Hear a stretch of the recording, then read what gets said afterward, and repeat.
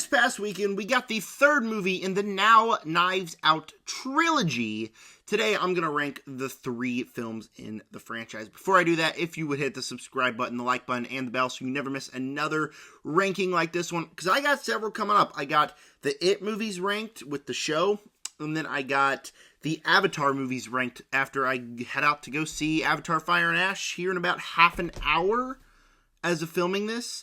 I get to watch Fire and Ash in half an hour. Stay tuned for a review there. But with that said, the Knives Out movies is a franchise that I really enjoy. It's by far the best murder mystery franchise out there. And each installment I'll really be looking forward to. There is hardly a disappointment in this franchise. We'll get to that here in a minute. But overall, I am a fan of this franchise. I want to know your ranking of the films down below. And with that said, number 3, Glass Onion, the second film in this trilogy, is a really frustrating one for me because every time I watch the movie, I feel like it has potential to be so much better. Halfway through the movie, Rian Johnson does what Rian Johnson does best and just completely flips the script and makes you completely avert your expectations for everything that the first half of the movie set up. He did it in Knives Out. He did it in Wake Up Dead Man. He did it in Glass Onion. And from that point on, it gets entertaining. There is a solid mystery here. Some of the reveals are pretty surprising. It has those elements to it that are entertaining to watch. I think the cast here are really good. Obviously, Daniel Craig as Benoit Blanc is great. My favorite being Dave Bautista in here. Edward Norton plays a character you just really hate, but you really like his performance in the movie. But overall, this is a murder mystery movie that misses what makes murder mystery movies so watchable. Murder mystery movies are supposed to be comforting. You're supposed to sit there on your couch, maybe a cup of hot cocoa, watching a murder mystery movie. This one doesn't have those elements that make you want to rewatch it over and over.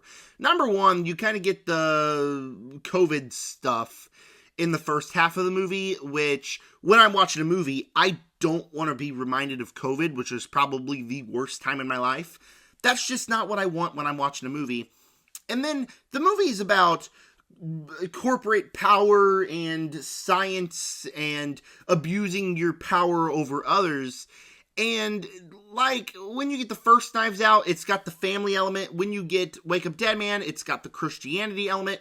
The element about like corporate power in this film, it just doesn't work for me. It's just not as watchable as the others. And yes, all 3 Knives Out movies, the main motive is money. Okay, yeah.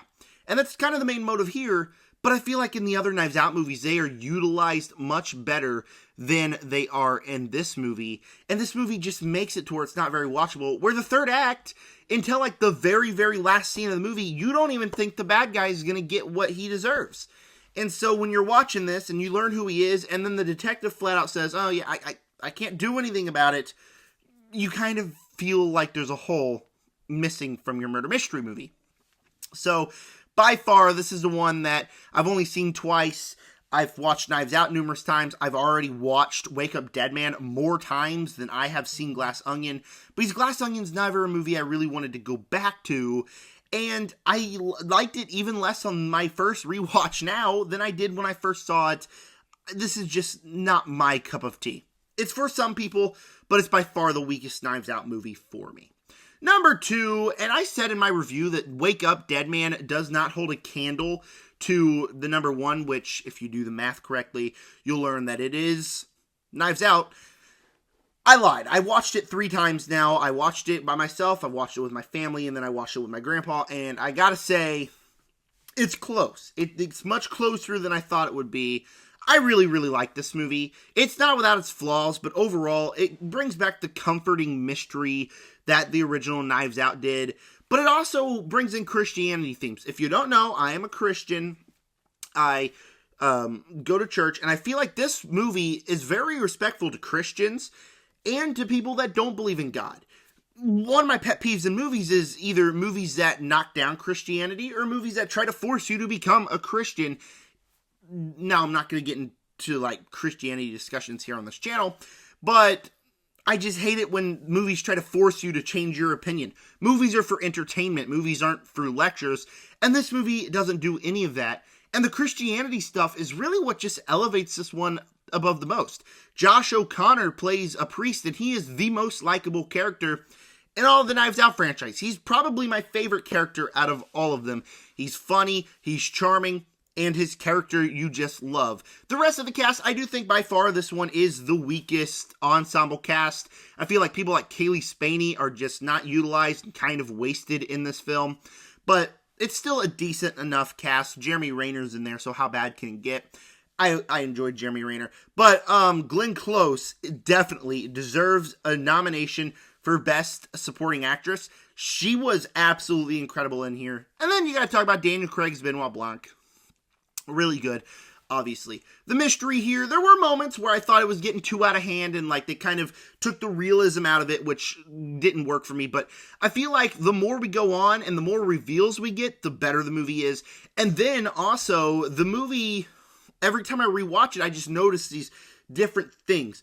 That's what Rian Johnson does best as a director and as a writer, is he is very careful with what he puts in his movies, and everything makes sense. Now, there are a few times where something happens, and obviously you're like, oh, that wouldn't happen in real life. That's just using to progress the plot forward. Like a certain scene where we're just standing there, and they pick up a piece of paper, and like, oh, this is all the answers we got. Okay, so the paper was conveniently laying there. Oh, well. Overall, I really enjoyed Wake Up Dead Man, a Knives Out mystery. I think that it is very good. It has great Christian elements, and as a murder mystery, is really effective as a murder mystery. But my number one is Knives Out. The original, this was a movie that was under my radar. Nobody was expecting this one. It's by Rian Johnson. He just came off doing The Last Jedi, which is a movie I like. A lot of people didn't. Nobody was expecting Knives Out to be good, and it's just probably the best murder mystery of all time. It's my second favorite. It goes behind Clue, but I still really, really love this movie. It obviously, we got to start with the ensemble cast. It's great. Jamie Lee Curtis, Daniel Craig as Benoit Blanc, Ana de Armas, Chris Evans. Just a stacked cast throughout the entire movie, and everyone has great chemistry with each other. My favorite things about this movie are how it kind of replicates what a real life thing is, kind of like a Thanksgiving dinner. They sit there and you get several sequences where they're talking about politics and talking about real world things. And like I said, I don't like when politics get brought up in movies, but like it just kind of mirrors perfectly what a normal family would feel like.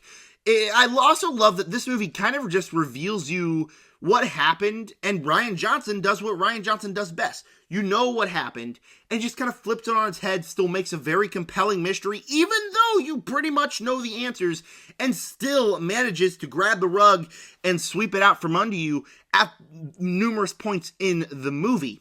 So it's a very compelling mystery with a very tight script, a fantastic cast, and this is probably the most cozy murder mystery. If you turn this on and I'm there, I'm sitting down and I'm sipping a cup of hot chocolate and I'm enjoying this movie. It is I think the correct movie to watch during Thanksgiving time, and it's just started a franchise that Rian Johnson very clearly cares deeply about. Rian Johnson is great at writing murder mysteries, and this is the one that started it all. It is my favorite film in the Knives Out franchise. Alright, thank you for watching my ranking of the 3 Knives Out movies. I want to know your ranking in the comment section down below. And stay tuned for the It franchise ranked, the Avatar Fire and Ash review coming very soon, and then the Avatar movies ranked. All that is coming very soon, and with that said, subscribe.